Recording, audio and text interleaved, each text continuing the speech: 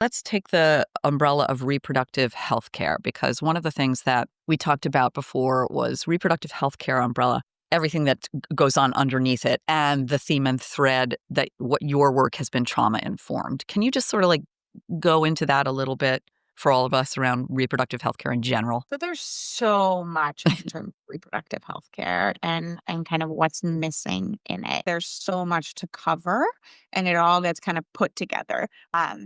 But part of my focus and really what I've come to learn is the trauma informed lens and how that has been missing from gynecology. I've seen it play out so many times in getting my own health care, which so many of us as women and people with uteruses have experienced and providing healthcare for people while they're in that moment. And Yeah. so the way that I used language while as a clinician was always important to me, and it was always consent based. Mm, And that's really lacking in gynecology. And so for so many people who do have a fascinating. history of trauma, there isn't enough empowerment that's given to them in the moment. And it's Hmm. kind of this like just hurry up and get done with it kind of concept rather Like than white knuckling it, right?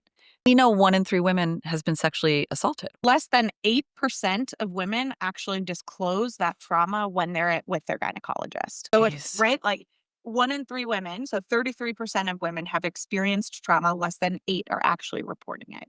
So clinicians in general have this gross misunderstanding and misrepresentation of what their patients are actually coming into the room with. Yeah. You mentioned when we talked before too that doctors just aren't trained in that either. It's not part of the curriculum, is it? The whole concept of trauma informed anything.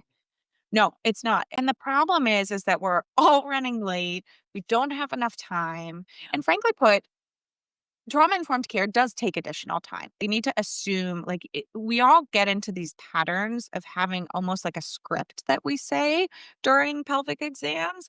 And our script needs to shift to Mhm. be more trauma informed and trauma inclusive.